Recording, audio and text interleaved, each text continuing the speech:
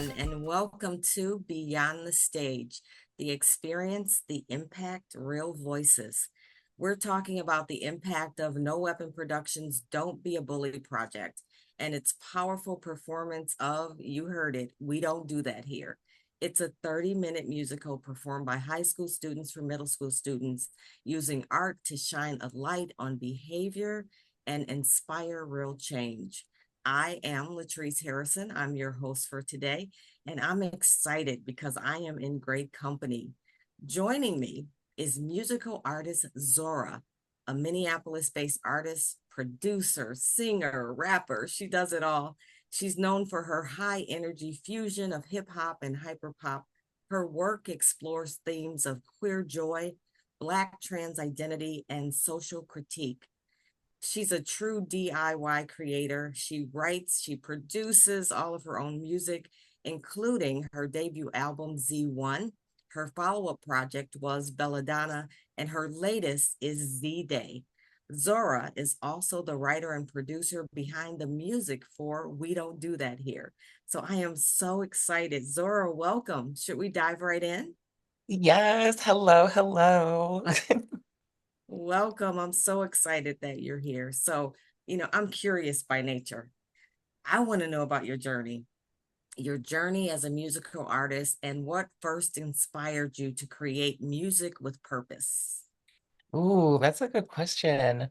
I think I grew up around music. My family's all like surrounded with like jazz and like classical training. My grandma was classically trained and then moved into jazz. So I always knew that I wanted to be involved in just the musical sphere. But I didn't start writing my own music until I was about like 14 years old. I had previously kind of just played around with like GarageBand loops and little samples and just put things together on my iPod to like show my friends in like middle school and be like, check this out. And they're like, ooh, beep boop, beep boop. um, but I didn't start like really writing lyrics until I got to high school. Like just as like life progressed and like things got realer and everything, like I feel like I started to kind of tap into who or like what I really wanted to write about. And like I started to find my voice in high school.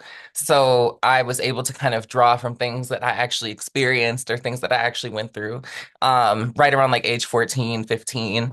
And ended up going into the music technology program there, which is when I was able to like learn how to record my own voice and like mix it and like make a beat behind it and like add all the effects and everything. So yeah. That. So, how would you describe your sound and the message you aim to communicate? Yes, I'd say that my sound, like sonically, is very like futuristic, like future sounds. Like I call it glitch, like very much like all-encompassing glitch pop, glitch funk, glitch jazz, glitch bass, whatever you call it. It's like kind of spinning the things that have come before us, like jazz and funk and like classical and like acoustic music, and then also combining it with like a lot of electronic elements Mhm. and like making it kind of like movable through like a computer software essentially. So that's kind of like what I specialize in. My calling is specifically to music is to just create like acceptance and just positivity. Like I don't know if positivity is the right word because like I do be saying like I'm like bitch, da, da, da, da. But like I think through my music specifically, I am aiming to like make sure that people find their own voice and that like people aren't afraid to speak up for themselves. Mhm. I'm just like a huge advocate for like the trans community and the LGBT community and the Black community at large, especially here in Minnesota. And there are often times where like our voices can go unheard, or like if we're just like kind of tokenized and not really appreciated for the full scope of our crafts. Mhm. So kind of like what I aim to do in my music is like break down those barriers for us and just like help in like any capacity that I can, whether that's like, doing something like a Lady Gaga-esque like, like meet dress type thing or like just like giving like Grace Jones. Like my goal is to just push the boundaries and like create more of a space for like gender diverse and Black gender diverse people to exist and be comfortable walking down the street. That's amazing. And I love that you're using your music as a tool for social impact. which is so relevant in everything that I've heard from your music. Tell me when that light bulb went off for you. I know you said you started when you were 14, but when did that light bulb to say that, wow, I can make a difference, that I can use my tool for social impact? When was that moment for you, Zora? Yeah, honestly, it was when Trump got elected the first time in Mm, 2016 because I had just gone to college. I had just turned 17, moved to Boston, and like I had like obviously like with Trayvon Martin and like all of these other like things that had happened throughout my childhood, I was very aware of racism and like specifically police brutality and like the things that were like kind of like ground like eye level things that we had to address. But I thought before then that politics would like save us in like a weird 16-year-old mm, way. And not only like since I was 16, 17, I wasn't able to vote, but when Trump got elected, I just went into a super deep depression and I like didn't go to like any of my classes and I almost flunked out of my first semester.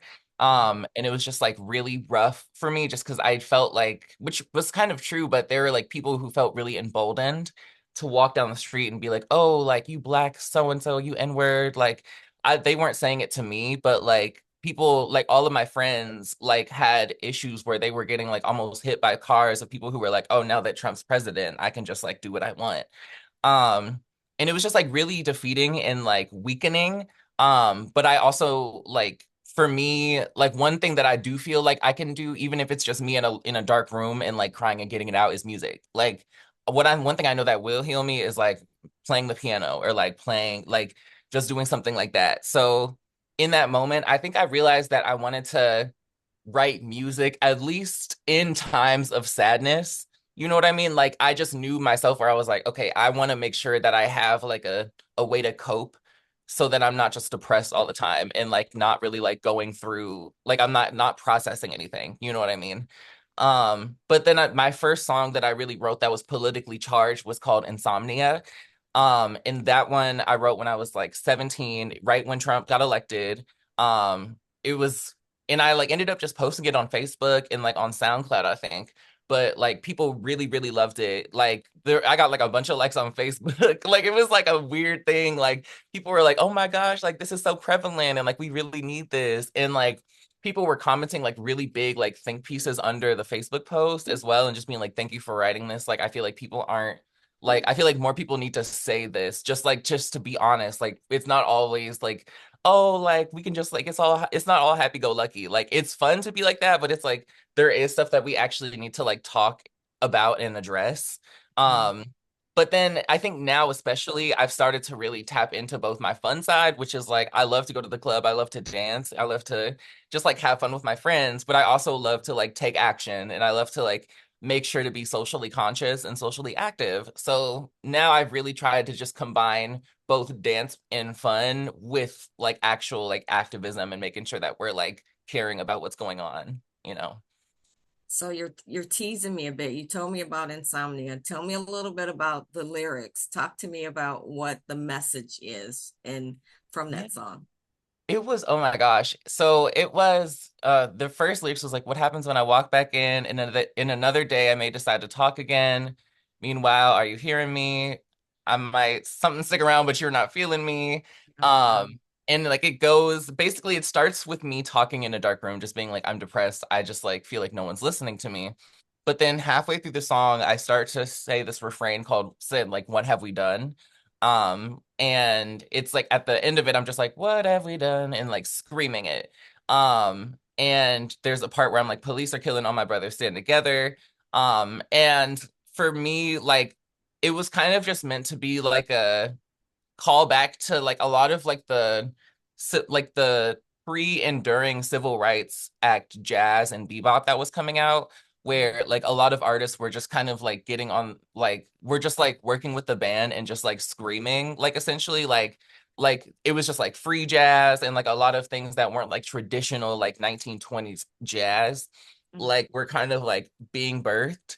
And I kind of wanted to take the song, which was it had a very traditional, just like minor chord into a flat two, major chord, but it was like very jazzy feeling and like all these things. But I wanted it to like I wanted to end it with just like me screaming almost basically just like what have we done? What have we done? Because it's like what have we done? Like we have elected this president and Hmm. like we've already had all these issues and they're just going to get worse. And the insomnia at that time was kind of meant to be like a warning, at least to me, or like a just like the beginning of it all of like now looking back on it, of course, 10 years later, it's like really what have we done? Because like look where we are now. That's But powerful. but Yeah. yeah. Wow.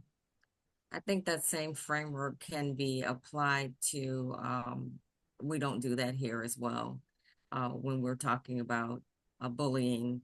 And so let's kind of slide into that subject for just a moment. So, of course, I know that the wonderful, dynamic Connie St. John is your mom, founder of No Weapon Productions. So I'm sure that that's part of the reason that you got involved with don't do that here. But outside of that relationship, is there anything else, Zora, that drew you to want to be a part of this? Oh, of course. Well, yeah. I mean, obviously, yeah, I love my mom. She's amazing. She's the best. Um, but also I definitely have like my own experiences with getting bullied as well, and with kind of overcoming and like just feeling like having to find your voice after like having it taken away from you, whether that's like from your peers or like from like others. It's just like I very much am familiar with having to kind of build your voice back up and like fight the insecurities that you've like felt. Like I was bullied like a lot in elementary school. And like once I got to middle school, I went the complete opposite direction where I was like super mean. I wasn't like necessarily a bully, but I was just like, nobody talk to me, everybody stay away, like da, da, da. And then like high school, I went back to kind of the middle ground of like both. But I think in my adulthood, there's also a lot of things that I've had to like really call back to my childhood self that was bullied and like kind of talk to my childhood self and be like it's okay now. You know what I mean? Like it's like you don't have to react to this thing in the way that you did as a kid because now like you have the tools to fight and you have the tools to speak up for yourself and like actually like just stand up for yourself truly. So I think what drew me to this project specifically was like having like just thinking about like the kids that would be able to like see it and like might feel like empowered or might just feel like okay, you know what, like this is actually like I needed to see this, you know, like I feel like this is like a really good play just for like people like middle schoolers, like high schoolers. I just feel like this is like really like I'm hoping that it resonates in like the right ways and it really is, and like I'm very grateful, I'm like super grateful and happy that it is. But yeah, that's kind of what drew me to it.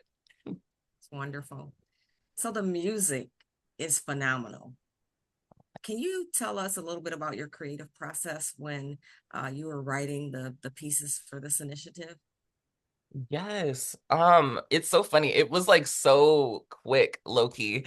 But I had wrote it like right after I had written the Z1 album, my Z1 album. And mom had like called me and she was like, "Would you write this musical?" And I was like, "Okay." I was like, "Let me," because I was like I literally just written like 11 songs. I was like, hold on."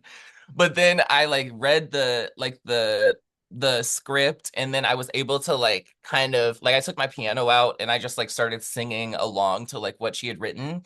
And I was like, okay, like I get it. Like I'm like definitely getting the flow. Like I'm like, okay, like no one noticed me today, like invisible. Like I'm like I see like the flow and like where she wants to go with it. So I was like, okay. And then I like started writing stuff. And I don't know if I even told her that I started writing stuff, but then I was like, oh yeah, I'll write stuff. And then by the time I said I would write stuff, I already had stuff that was like in draft form at least. And then I just started sending her like voice memos and just being like, okay, what do you think of this? If so, I can just record it into like Logic and just handle it real quick. But yeah, it was like it was very much like a like okay, like interesting, and then it turned into like oh my gosh, okay, period. And then it's like I'm like hiring my friend to make like a score on Finale, like to like transcribe it. I'm like oh my gosh, we doing the thing, okay, period. So tell me about Good Enough. Yes, good enough. I like good enough. I think that was a really fun one to write just because I really like the Lydian kind of refrain that it has. Um I wanted it to kind of sound like magical in a way. Like I'm really inspired by like Rent, Jonathan Larson, and like Into the Woods music like Stephen Sondheim and Wicked, and like The Lion King. And like I've a lot of those refrains in those musicals have like a Lydian sound or like a Lydian refrain that kind of invokes like magical or just invokes like thoughtfulness and like things like that. Um, so I know that I wanted it to kind of do the because I'm good enough. We don't do that here. Like I wanted it to feel like you're almost aspiring to be what you already are, but it's like now that you see it, you just have to reach for it in a way. So with good enough, I just wanted it to all feel like a pot like I wanted it to feel uplifting like sonically, but also like mom's lyricism of like what she was saying and like what she had like written for it was so great that it just made it feel like really connected and like put together. I feel like it's like really great for like just like the I guess it's like the technically the end. Is it like the end song technically? I think so. I'm not sure. I just know that I love it. Yeah, I'm like, is it good enough or is it we don't do that here? I don't know. We'll have You to know, check. we'll have But to check. either way, both are phenomenal. So we're just gonna go with that. Love them both. So what message do you hope that young people will take away when they hear your music in this production?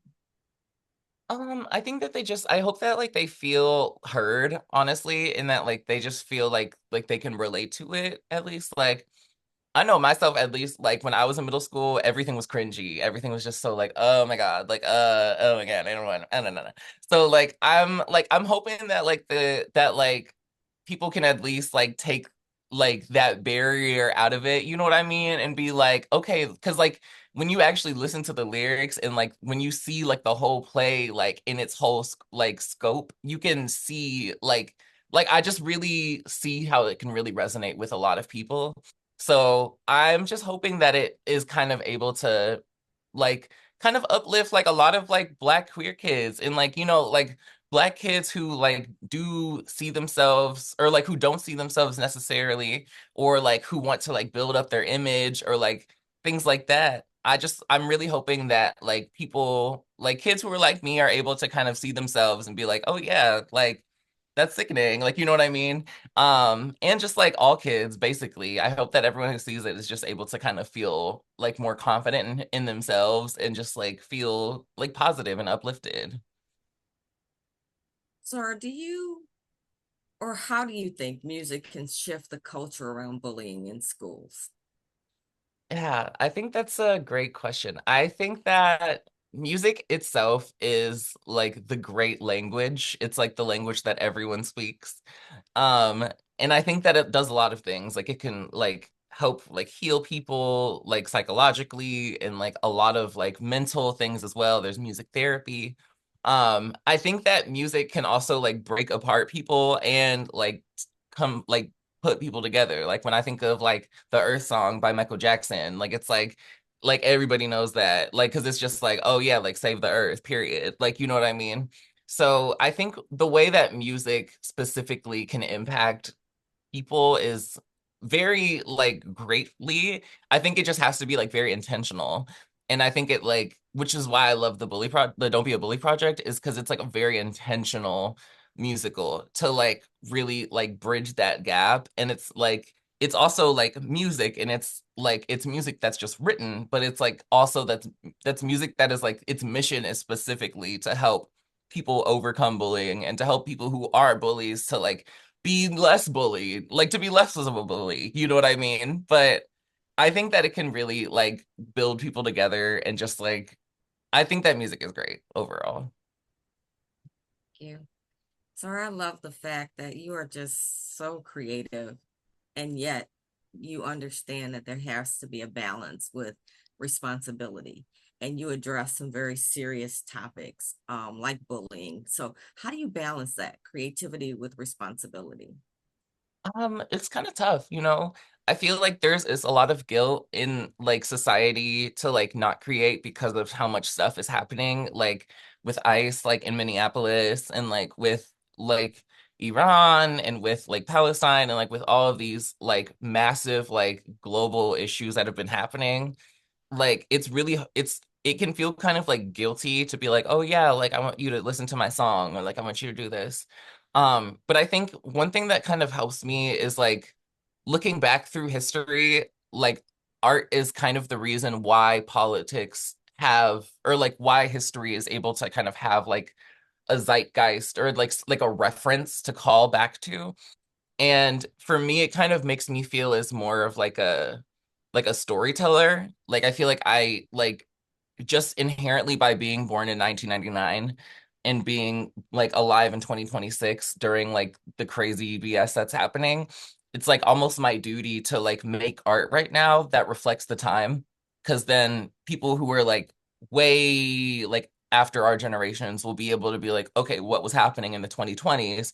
And there will be like a perfectly captured time capsule of like all of these artists and like myself included that have like written these things that have very like that are like directly in tying with like Trump's like presidency and with like the US like fascism regime, like just every like the empire and everything that's going on.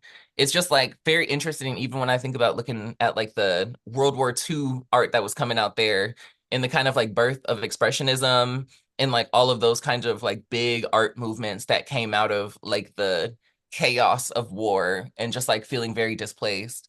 So I think it's very interesting, but it's a good balance, but it can be a tough balance because also like in addition to feeling guilty, it's just like hard mentally to create in like a crazy society, you know? How are you seeing bullying show up differently in today's society? There's so many, avenues. Of course, you had the internet, most of your life or all of your life, but now you factor in AI, right? And all these other things. How are you seeing bullying showing up just differently in today's world? I think it shows up a lot more like it's less like on like a person to person scale and more on like a political socioeconomic scale. I think bullying now can be related to like financial bullying or like rich like the 1% essentially hoarding the wealth and like not giving like access like poor people access to like human rights.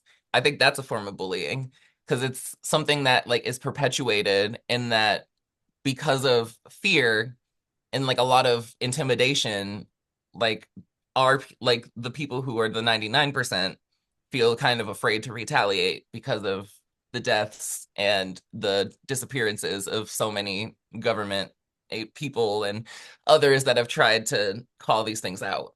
I think that's a form of bullying. And like I think that like it even like when you think of Mm. I think that there is a lot of I think that there is a lot of bullying that just happens like socioeconomically.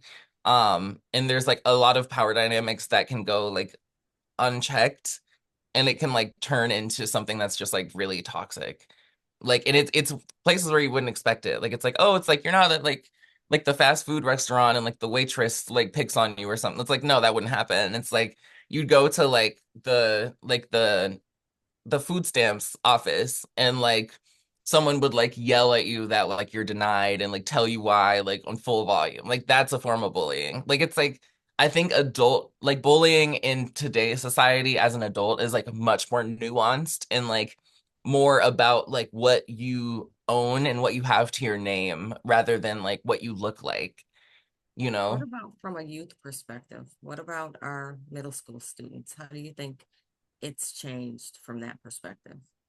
I think it's honestly it's kind of sad. I think there's a lot of more things to work with nowadays with like bullying and like specifically like cyberbullying because we didn't have AI when I was a kid. Like that like the being able to like generate like a photo of somebody is like it I personally feel like it should be illegal. Like I just feel like that's like a violation of rights and privacy. But I think there are a lot more factors to take into place now with like what kids are going through. And it like my heart really goes out to them because I like even when I was growing up, we had like the introduction of like the chain mail and like the photo, like, like the like Facebook groups and like those kind of things. And even that was really hard, but it really just indicates to me that we have like a cultural problem. I think that like we have a duty to like save the children, like, and I think we have a duty to show up for them. And like part of that means that like we don't just allow children to just, go on these like cyberbullying AI generated websites and do all these things. Like I think, but in order to have that change, it starts with like us, like the adults, to really implement these things to make sure that kids don't feel led to like do some harmful thing to appear, you know? So, as you know, of course, the high school students perform in this performance for the middle school students. What is the impact there? Yeah, I think that that's really, I think that it's like cool and like unique in a way where I think like high schoolers having just came from middle school, like can kind of relate to them and talk to them in like a way that like a grown up couldn't like necessarily, or like a college kid, or like, you know what I mean, like someone that is like more distance from middle school, versus I feel like someone in high school not only would be able to kind of relate to the middle schoolers, but I think that the middle school like the community, like the middle school people would also be like kind of like see them as like potential role models in a way, or like just like kind of look up to them in a way of like, okay, like I think it's easy for middle school, or easy for anybody, like when it's just their peers doing it, to like just be like, like that's just like Tim, that's just Debbie, like, but like if it's like someone that's slightly more grown up than you, like even when it's like my big cousin, like when my big cousin like comes, it's like I'm like really taking his advice, like I'm like a 12-year-old, but it's like we're both very much 27, 33, whatever. But like there still is that like mini dynamic of like you're a few years older than me, so you do know more. Right. But I think that that can definitely kind of help like bridge the gap and like help the message be like attained in the way that it's supposed to. I remember looking up to high school students in middle school. I remember thinking, wow, they know everything. I want to be, just like them. So Right. there is, that's not a generational thing. I think that's something that happens across the board. And I think you pegged it, just looking up to those. So having them perform for the middle school students, I think is absolutely powerful. I think it's just powerful. So Yeah. thank you for that answer. Yeah. So as an artist, I'm sure you're with other artists all the time. Do you ever have discussions about their role in shaping a more compassionate community? Mm. I definitely do. I think that I'm very grateful to surround myself with a lot of just artists that are very just like pro community and just like pro local. And I really just like admire and respect that. I really, it's something that I really try to like stay like for and about. I try not to surround my people who just like let the money talk. You know what I mean? Like, and it's just like it's not really how you get things done, and it's not how you build like friends and like how you like build actual relationships with people. So I think that it's really great to like have people who are like actually dedicated to like society and like socially like what's happening in like the earth and like the boundary waters and like all these things that are like actually prevalent and happening currently. Thank you. So we talked about the music just a little bit. So I want to know what song resonated with you the most and why. You know Um, my favorite. yes. Um, I think We Don't Do That Here would be my favorite. I think so. Just because I really like the beginning. It makes me feel like I'm like in an Aaliyah video and like had like a Timbaland produced, not like it just feels like Aaliyah Timbaland. Um, and then I really like that it goes into the kind of like more like somber, kind of like uplifting piano-y feel. I just think it very much captures both parts of my personality of like very like, okay, like, yep, we turn up, a, and then we have like the cute little like ending, like, oh, fairy tale, yes, it's magical. So I'm going to ask you to give me just a verse. Sing it for me. Oh my gosh. We don't do that here. This is what we won't do. We don't bully. We don't fight because it's not cool. I love it. Yes. You have such an amazing voice. Oh, thank you. So, looking forward, what impact do you hope that this project has long term on students and school environments? I think that I hope that it just creates a more accepting environment and a more like just positive and like community based like school environment, just like global or worldwide and globally. I think that like America specifically, just as an American, has a problem with like our education system and like the things that we like allow and the things that we like don't allow, and like a lot of the missions should be faced in like education and making sure that the kids are happy, and it's like a lot of it is unfortunately like money driven and money based. And I'm really hoping that like with this project at least there is like more of a kind of like community just based and just like more centered idea of just like this is what like school should be for. School shouldn't be for a place to just like fight people and just like be like it's like like that's not what school should be for. Like you shouldn't be like working out your like bullying things. Like you don't bully people. Like that's not something that you should do. And like it should also kind of help build the confidence in people who maybe are insecure. Like more. I think that that is something that I really hope that this kind of helps with is just like bridging the gap on like both sides of everything. Thank you for that. So, a young person comes to you who's being bullied. What would you tell that young person? Hmm.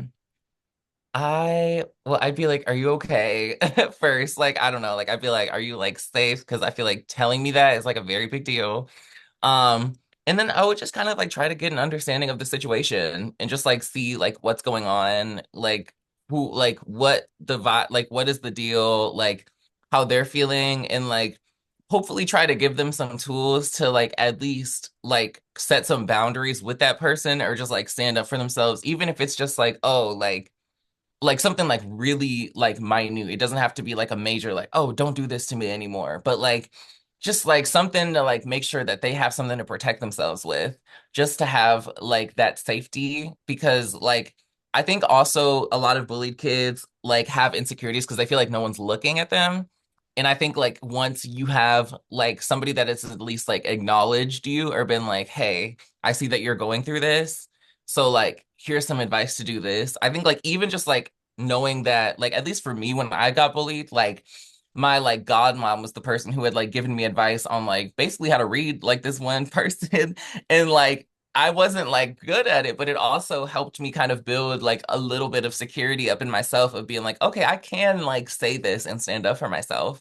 And like the world won't end. Like I will be able to like stand up for myself. So I think at the very least, I just want to help give like someone who's being bullied like tools to help feel like they can secure themselves, you know? How would you, Zora, encourage someone to be an intervener? I'd say with that, like you have to just like speak up.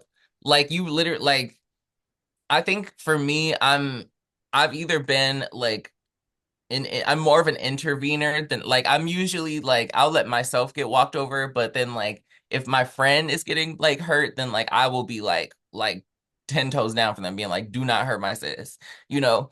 Um, I think for me, it like there's a lot of like responsibility that I think falls on all of us, where it's like if I think a lot of people are like, oh, I don't have to do that because it's not me, or like that's not my situation. But like at the end of the day, like that person could like lose their life. Like that person could like be going through something or like could be like you never know what somebody's going through. And I do think that we all have a responsibility to like keep each other safe and like keep each other like protected, especially like in a society where like the government is genuinely like does not care about us. Like it's like we literally have a duty to like be to protect each other. So I think like just kind of breaking that barrier of like assuming that you don't have to do anything or that you shouldn't do anything because it's not your issue is like it is your issue. It's all of our issues, you know? I agree 100%. So we talked about someone who's being targeted. We talked about an intervener. What about the person who's saying those harmful words? What would you say to the culprit? To the culprit, I would like try to appeal to their humanity at first and like just try like I feel like a lot of times when like people like high school teachers are dealing with like bullies, it's either like they don't see them or they do see them and like are overly harsh on them. And usually they're bullying because of something that is already happening like in their home life or like things like that. So I would say, like, very similarly to the person that's being bullied, like, the bully is also looking for someone to see them, but they're just handling it like in like a more external and like a abusive way. Like, and I feel like that is something that I would also try to like just understand like where the anger is coming from and like just like why, like what's the deal? And then also like I don't think I would like go like over like I would for sure set some boundaries of just like this is not happening. Like you can't do this. But I'm also like not gonna be like, oh, just like go sit in a corner and like stay away from all of us for like 2 days because I feel like that would just make it like overly worse. So it's just like I would prefer to like really talk to like someone who's being like a bully and be like, are you good? Like tell me like just like tell me about your life. Like it's just like tell me like what's going on. And like from there just kind of like see like where the actual issue is and maybe try to like address that instead just because like it's usually if like even like the kid that was bullying me in school his dad was a cop and his dad would like put his siren on to pick him up from school like every day and like yell his name over the speaker and like he would come to school with like black eyes and stuff like he was going through his own stuff but I would also like I was mad at him because he was rude to me but like had somebody just talked to him and been like, hey, like instead of just laughing at him and being like the teacher's getting mad at me or mad at him for being mean to me, they I feel like there could have been more action taken on like what's going on at home and like what's making you feel like this for when you come to school. You know what I mean? So yeah. We've learned that, so many celebrities, so many artists were bullied in their young life, but also young adult life as well. So if there was an artist who wanted to get involved, wanted to make a difference and stop bullying, where should they start? Um, I think that they should just start like in their central community, like where they're at and like just tap into like people who they're like around and like make friends and like check like just like see everything and like see like who's around them and like just make more connections. And I think like once you like are in community, you can kind of start to see like where there are issues or like where there are things of like, oh, like that person is kind of like a mean girl or like this person's like kind of like it's just like there are certain things that I feel like once you kind of like step out of like get out the house basically and like you start to like make more connections, I feel like you start to kind of see like where things lie in places. Um, but I also think that actually I think I fully forgot. I forgot. Yep. But that was what I was gonna say for the most part. Thank you, Zora. Zora, I had the opportunity to interview Drew, the head of school for Utah Arts Academy, and literally said to me that your music, the music in this production, made him cry like a baby. He admitted it, said it just like that. It made him cry like a baby. And that's absolutely powerful. I know your background, Zora, and you have experience with live theater versus just watching something on TV, right? I understand you were in Rents and a live performance, so you understand, you get it, the impact of live theater and music. So if this production was coming to your area, pulling in all of your experience and knowledge and the impact in real life, what would you tell someone to encourage them to come out and be a part of this? Yeah. I think I would say you have to see it in person. Like I would say the videos don't do it justice. I think that it's one of those things where the power of live music can just change people's hearts and it can change people's minds. And I'm just such a fan of musical theater and such a fan of live music. So I would say that you need to like bring your kids, you know what I mean? Bring your friends, bring your coworkers. Everyone can see the show. I think it's for everybody. I want it. It's one of those that you have to see it in person. It will change your life, truly. And what would you tell parents of middle school students in particular? Parents of middle schoolers, I think that you should bring your kid, and I think that this will greatly impact their life, and I think it'll greatly impact like their experience of what is going on. I think that they'll be able to see themselves in a way that they haven't seen themselves before. And I think that it will just be a really great opportunity for, even if it's just like a friends hang where it's like multiple, like a little like after school hang. Let's go see the musical while we're in Minneapolis. I think it would be a super powerful and a transformational time for everyone. Wonderful. Thank you so much, Zora. Art. I love it. Zora, thank you so much for joining me today. It's been an Yeah. absolute pleasure talking to you. And thank you, everyone, for listening and for joining us for Beyond the Stage, the experience, the impact, real voices.